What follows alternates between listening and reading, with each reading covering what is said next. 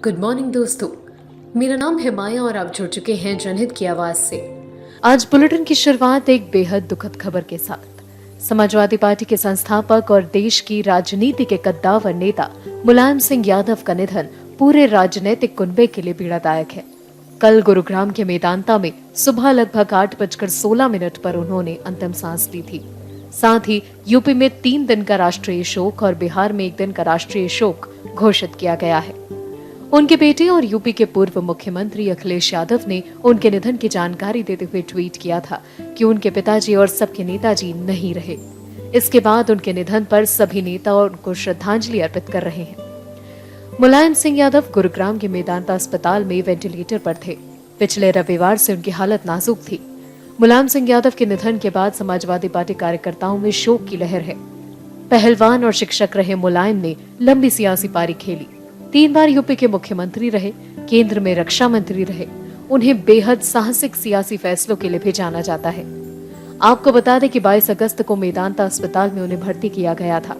मुलायम सिंह को 1 अक्टूबर की रात को आईसीयू में शिफ्ट किया गया था।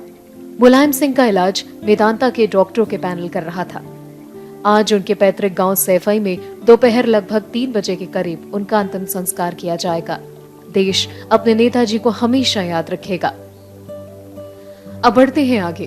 बात यूक्रेन रशिया वॉर की। कल यूक्रेन की राजधानी कीव समेत कई शहरों में मिसाइल की आवाज के साथ जोरदार धमाके हुए। इन धमाकों में सैकड़ों लोगों की मौत हो गई और कई लोग घायल हो गए। हालांकि मृतकों का आधिकारिक आंकड़ा अभी तक सामने नहीं आया है, लेकिन भारी नुकसान होने की आशंका है। राष्ट्रपति जेलेंस्की ने भी इस घटना की पुष्टि की थी। मीडिया रिपोर्ट्स के मुताबिक राजधानी कीव पर ताबड़तोड़ 75 मिसाइल से हमले किए गए। हालांकि उनमें से 41 को यूक्रेनी एयरफोर्स ने मार गिराया। बताया जा रहा है कि राष्ट्रपति जेलेंस्की के दफ्तर पर भी मिसाइल दागे गए हैं। हालांकि अभी तक इसकी आधिकारिक पुष्टि नहीं हुई है। इस हमले में कई लोगों की मौत की खबर सामने आई है। यूक्रेन के राष्ट्रपति जेलेंस्की ने कहा कि पूरे यूक्रेन में हुए विस्फोटों में कई लोग मारे गए हैं और घायल हुए हैं। जेलेंस्की ने यह भी कहा कि रूस उन्हें नष्ट करने और पृथ्वी के चेहरे से मिटा देने की कोशिश कर रहा है।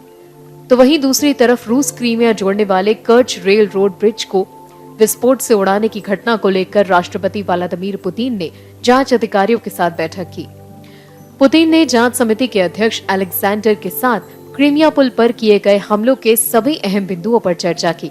रूस के राष्ट्रपति व्लादिमीर पुतिन ने कहा है कि पुल को विस्फोट से उड़ाने का कृत्य आतंकी हमला था। बीते शनिवार को रूस को क्रीमिया से जोड़ने वाले एकमात्र पुल पर एक लॉरी में धमाके के बाद उसको उड़ा दिया गया। उस दौरान सड़क और रेलवे मार्ग से गुजर रहे कई तेल टैंकरों ने आग पकड़ ली।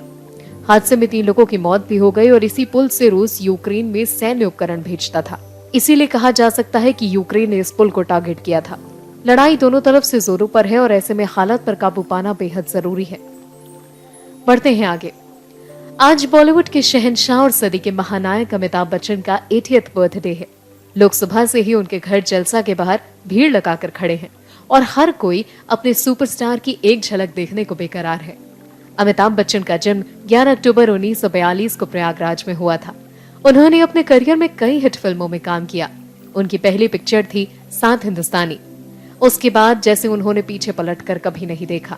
उन्होंने अपने फिल्मी करियर में कई हिट मूवीज में काम किया, जैसे सिलसिला, शोले, ब्लैक, दीवार, शराबी, मोहब्बतें, कभी खुशी कभी गम, सत्य पे सत्ता, मुकद्दर का सिकंदर। इसके अलावा भी कई और फिल्में हैं जो हर फिल्मी इंसान को याद हैं। उनकी खासियत ही यह है कि वो हर किरदार को पर्दे पर जीवंत कर देते हैं। अमिताभ को अपनी बेमिसाल एक्टिंग के लिए 4 नेशनल अवार्ड्स, इसके अलावा 2019 में भारतीय सिनेमा में अपने बेहतरीन योगदान के लिए दादा साहेब फाल्के अवार्ड से भी सम्मानित किया गया था। अमिताभ सदाबहार हैं और इसमें कोई दो राय नहीं है और वो हमेशा सदाबहार रहेंगे। खैर, आज के लिए इस बुलेटिन में इतना ही। मिलेंगे आपसे अगले बुलेटिन में। तब तक के लिए आप सुनते रहिए जनहित की आवाज।